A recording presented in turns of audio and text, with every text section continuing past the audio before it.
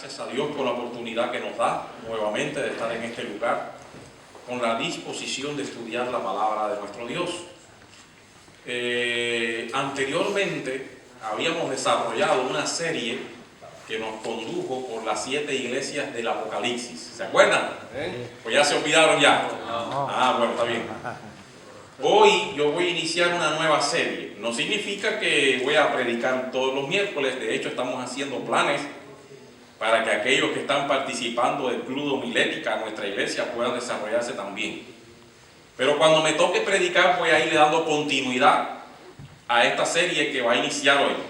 Esta serie va a tomar en consideración solo el capítulo 1 del libro de Apocalipsis. Vamos a estudiar el capítulo 1 de Apocalipsis. Porque muchas veces cuando nosotros estudiamos este libro tan especial, nosotros nos concentramos en aquellos aspectos que tienen que ver con la profecía bíblica, con los acontecimientos proféticos. Pero el capítulo 1 tiene también elementos aplicativos muy importantes para la vida del creyente. Y nos hablan también de ese maravilloso plan, de ese propósito que Dios tiene para con el ser humano. Les invito entonces a estudiar hoy en día el sermón que lleva como título El Dios que se revela, revela. Y vamos a estudiar Apocalipsis capítulo 1, versículo 1 al 3. Noten lo que dice allí. La revelación de Jesucristo que Dios le dio para manifestar a sus siervos las cosas que deben suceder pronto. Y la declaró enviándola por medio de su ángel a su siervo Juan. Y que ha dado testimonio de la palabra de Dios y del testimonio de Jesucristo y de todas las cosas que ha visto. Bienaventurado el que lee y los que oyen las palabras de esta profecía y guardan las cosas en ella escritas, porque el tiempo está cerca. El libro de Apocalipsis fue escrito en una época de peligro y de persecución. Los creyentes de las iglesias de Asia se debatían en una lucha interna y externa. Desde adentro habían personas que sucumbían a la apostasía, se iban de la iglesia o adoptaban creencias y prácticas contrarias a las creencias de los apóstoles.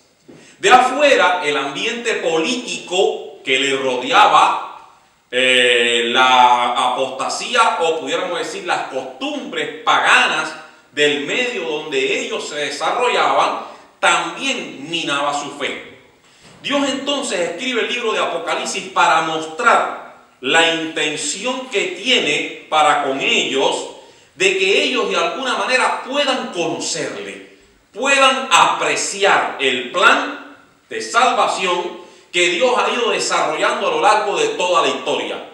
Nótese, por ejemplo, que lo primero que hace el libro es destacar que esta carta o este libro es una revelación. Dice allí, la revelación de Jesucristo. Y en el versículo 3, última parte, le llama las palabras de esta profecía. ¿Será que las dos cosas son lo mismo? La revelación de Jesucristo y las palabras de la profecía. ¿Será que las palabras de la profecía pueden ser tomadas como palabra divina? Lógicamente, ¿qué relación tienen estas dos expresiones en torno al carácter de Dios? Y es que, mis queridos amigos, lo que Dios está tratando de destacar aquí es que Él es el Dios que se revela. Se revela en la historia pasada y también se revela en sus designios futuros.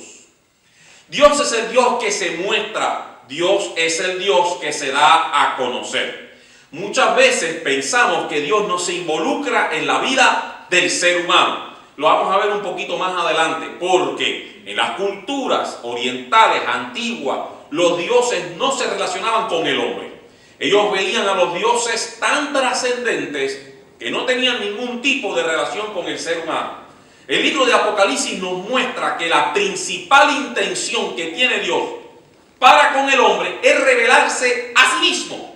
Por eso es que el libro se titula La revelación de Jesucristo. En otras palabras, Dios no es el Dios que se queda tranquilo allí en el cielo. No, Él comprende, Él conoce la necesidad del ser humano y Él, antes de cualquier cosa, Él se da a conocer.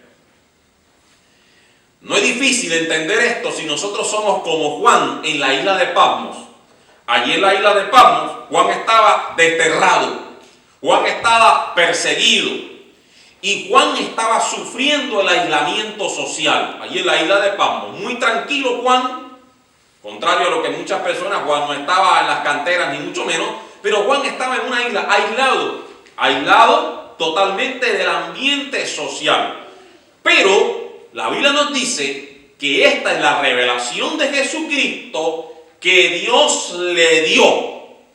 ¿Qué significa el hecho de que Dios le haya dado la revelación de Jesucristo a la iglesia cristiana? Eso significa que antes de Dios dar su revelación, ya Dios tenía la historia del ser humano en su mente. Porque la revelación de Dios nace ¿dónde? En su mente. ¿Qué significa eso, pastor? Eso significa que Dios ha planificado cuidadosamente la historia del hombre. Y más allá del sufrimiento, más allá de la persecución, más allá del dolor y de la tragedia humana, Dios tiene a su pueblo en su mente. Dios planifica su revelación para mostrar a sus siervos que muy a pesar del sufrimiento y del dolor, Él está pensando en ellos. Nosotros no llegamos a la existencia por acaso. Somos parte del plan y del propósito de Dios. Nosotros estamos hoy aquí gracias al propósito de Dios. Estamos aquí gracias a que Dios nos planificó de antemano. Entonces, ¿cómo hay muchas personas que hoy en día tristemente no valoran su vida? Hoy en día, ¿cuántas personas se quitan la vida? ¿Cuántas personas dicen, yo desearía no haber nacido jamás?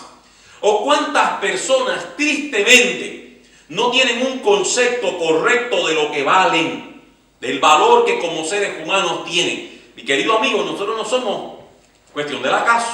Nosotros estamos en esta tierra porque Dios nos tenía en su mente.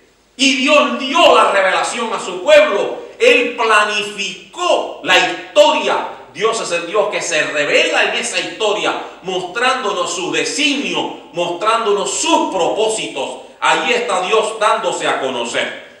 Ahora, ¿para qué Dios se revela? Bueno, más adelante, versículo 1, tercera parte, última parte, Dios va a mostrar en esta parte introductoria 3 palabras importantes que tienen que ver con la idea de declarar, o de alumbrar, o de iluminar, o de manifestar. La primera viene del griego Apocalipsis, que tiene que ver con manifestar. Bueno, el propio libro se llama así, la revelación, revelar, manifestar. Pero vean ustedes, que Dios le dio para manifestar a su siervo las cosas que deben suceder pronto y las declaró enviándola por medio de su ángel a su siervo Juan, que ha dado testimonio de la palabra de Dios y del testimonio de Jesucristo y de las cosas que ha visto. Lo que encontramos aquí son diversas palabras que usa el escritor de Apocalipsis para dar a entender, para declarar, para iluminar, para manifestar. Muy al contrario de las religiones ocultas, que lo que hacen es ocultar la verdad, nuestro Dios es un Dios que muestra la verdad. Noten ustedes, por ejemplo, lo que Pablo dice en Efesios capítulo 6, versículo 12. Porque no tenemos lucha contra sangre y contra carne, sino contra principados, contra potestades, contra dominadores de este mundo de tinieblas. ¿Notan? Muy al contrario de los poderes ocultos o de los poderes contrarios a Dios, cuyo énfasis principal es ocultar la verdad, manifestarse de forma oculta y traicionera. Dios es el Dios que se manifiesta, que se da a conocer, porque Él es un Dios de verdad. Y ese Dios de verdad que se revela a nosotros quiere que le conozcamos, tal y como Él es Él, limpio, pulcro, cristalino. Por eso el plan redentor de Dios es un plan que podemos conocer perfectamente. Si hoy en día no tenemos una idea clara de quién es Dios, de cómo obra en el ser humano, de cómo se conduce y de cómo trabaja en medio de esa iglesia, es porque simplemente nosotros no hemos tomado tiempo para analizar su revelación. Mi querido amigo, Dios es un Dios de verdad. Él te muestra su verdad continuamente. Hay un dicho callejero que dice: no hay peor ciego que el que no quiera ver. Muchas veces cerramos los ojos a la revelación de Dios. A veces Dios nos habla, pero no tomamos tiempo para escuchar su voz. A menudo Dios usa elementos de la vida cotidiana para manifestarnos su palabra, para decirnos: yo estoy contigo, me estoy dando a conocer, te estoy hablando, estoy iluminando tus ojos, conóceme. Pero nosotros preferimos escuchar voces externas a nuestro alrededor y descuidar el estudio de su palabra. Hoy Dios nos está haciendo un llamado: regresa a su revelación, regresa a su palabra. ¿Tú quieres escuchar ánimo? ¿Quieres tener ánimo en tu vida? Ven a su palabra. ¿Quieres saber qué vas a hacer con tu futuro en tu vida? Ven a su palabra. ¿Quieres entender cuál es el proyecto de vida que Dios tiene para ti? Ven a su palabra. ¿Por qué tenemos que estar escuchando voces foráneas? Qué triste cuando muchos hermanos de la iglesia a veces vienen y dicen: pastor, hay un video en YouTube de alguien que está hablando tal. Qué triste cuando nosotros tenemos que depender de opiniones de personas y no venimos a su palabra. Un profesor que tuve en la universidad me decía: nosotros los cristianos somos especialistas comiendo comida de segunda mano. Comiendo comida de segunda mano. No nos gusta ir directamente al texto bíblico y buscar a Dios en oración. Nos encanta escuchar lo que piensan algunas personas acerca del plan de Dios, cuando Dios tiene su plan claramente manifestado y desarrollado en su palabra. Es así. Comentando Marcos capítulo 5, versículos 18 y 20, la sierva de Dios dice: ¿se acuerdan ustedes de los endemoniados de Gadara? ¿Verdad que sí? Estaban ahí los endemoniados de Gadara. Ya comentando este pasaje, ella dice: aunque los habitantes de Gadara no habían recibido a Jesús, Él no los dejó en las tinieblas que habían preferido. Cuando le pidieron que se apartase de ellos, no habían oído sus palabras, ignoraban lo que rechazaban. Por lo tanto, les mandó luz por medio de personas a quienes no se negarían a escuchar. Noten ustedes, Dios no deja al ser humano en tinieblas. Dios le habló a su pueblo Israel a través del profeta Moisés.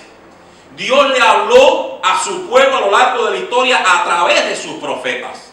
Dios nos habla hoy en día también a través del libro de Apocalipsis. Pero desafortunadamente hay muchas personas que no les gusta estudiar la Biblia y dicen lo siguiente: pastor, el libro de Apocalipsis no se puede entender. Nótese lo que la señora White dice: en lo pasado, algunos maestros declararon que Daniel y Apocalipsis son libros sellados y el pueblo se ha apartado de ellos. La propia mano de Dios ha descorrido el velo de estas porciones de su palabra, cuyo aparente misterio ha impedido que muchos lo levantaran. El mismo nombre Apocalipsis contradice la declaración de que es un libro sellado. Revelación significa que algo de importancia es revelado. Las verdades de este libro se dirigen a los que viven en estos últimos días. Nos encontramos en el lugar santo de las cosas sagradas, con el velo quitado. No hemos de estar fuera, hemos de entrar, no en forma descuidada, con pensamientos irreverentes, no con pasos impetuosos, sino con reverencia y piadoso temor. Nos acercamos al tiempo en que las profecías del libro de Apocalipsis han de cumplirse. ¿Qué es lo que está diciendo ella? Muchas personas han dicho que el libro es oculto, que nadie lo puede entender. Pero este libro, ¿qué cosa es? Es una revelación. Dios está dándose a conocer. ¿Cómo puede ser que una revelación sea oculta? ¿Cuál es el blanco de esta revelación? Piense usted del amor que tiene Dios por su pueblo. Dice allí que Él va a dar esta revelación a sus siervos. Eso se encuentra en el versículo 1, última parte. La palabra que se usa allí para siervos viene de la palabra griega doulos, que normalmente era la palabra que se usaba en el cristianismo temprano referido a un esclavo. A un esclavo. Vean ustedes lo que dice Apocalipsis capítulo 19, versículo 5.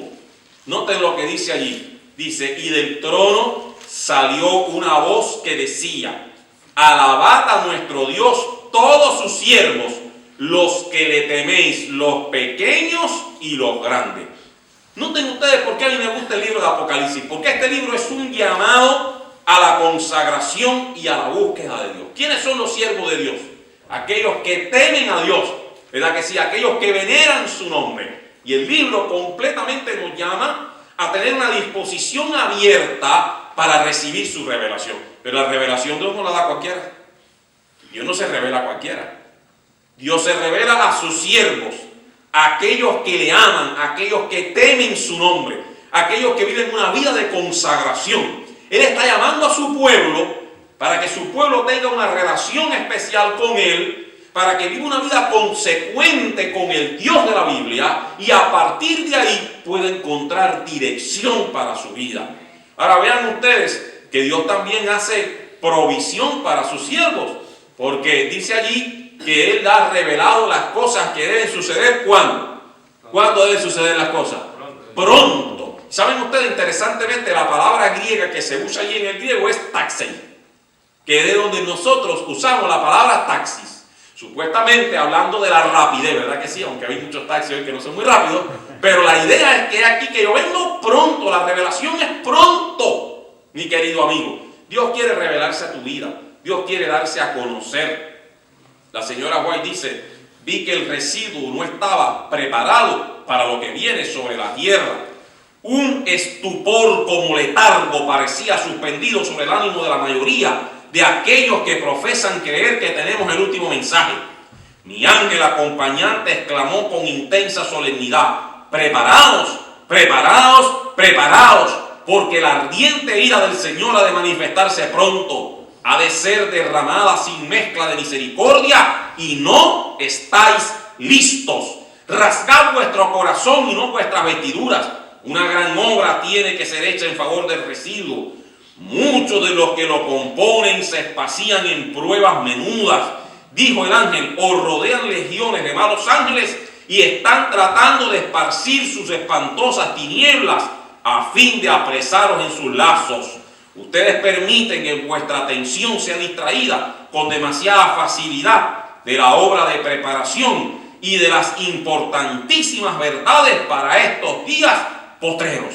Y mucho más que la sierva de Dios escribe. Pero lo que ella está diciendo es, muchas veces nosotros permitimos que las cosas foráneas nos quiten el tiempo y el deseo de estudiar, de escudriñar, de conocer a Dios y de prepararnos. A mí no me cabe duda que hoy en día el diablo está haciendo todo lo que puede para intentar distraer a los siervos de Dios. No me cabe la menor duda. Cuando uno está concentrado en el trabajo misionero, uno va a encontrar cómo aparecen muchas distracciones a nuestro alrededor.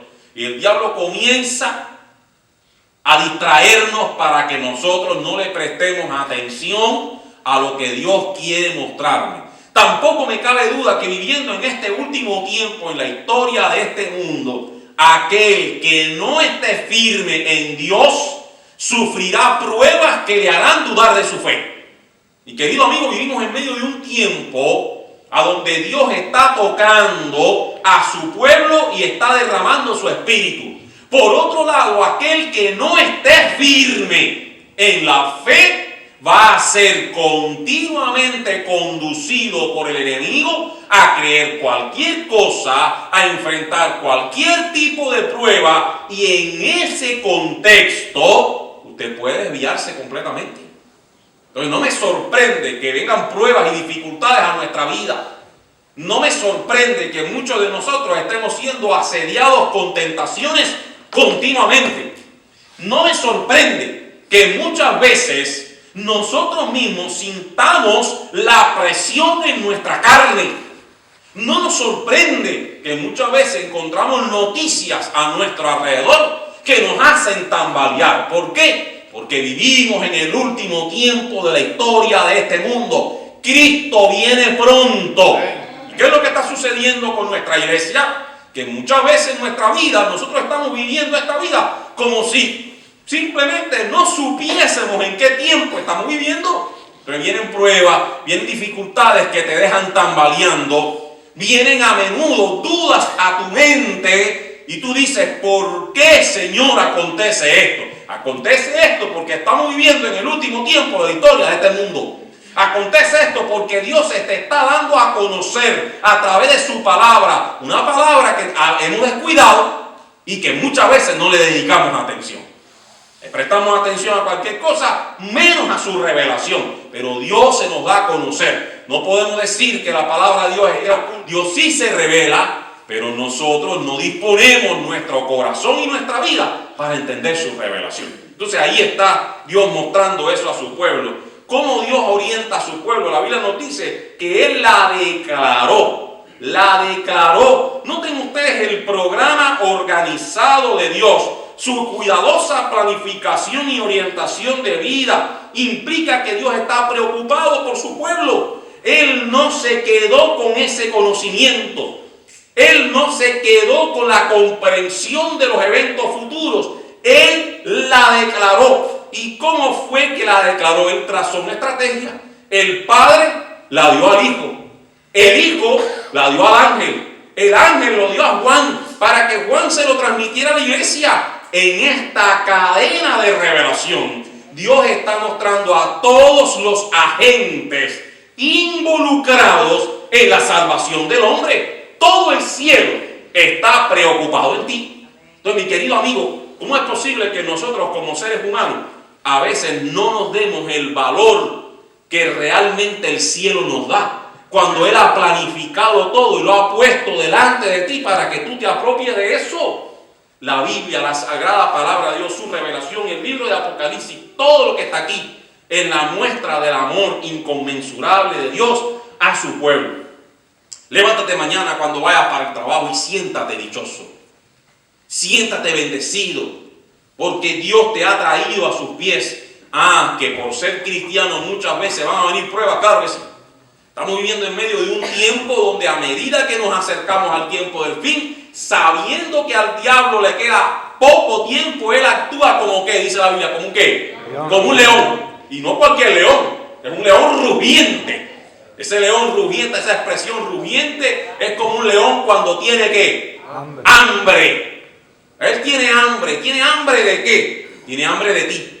A él le molesta que seas fiel. Por eso te ataca a ti, por eso ataca a tu familia, por eso ataca tus valores, por eso ataca tus principios, ataca tus amistades.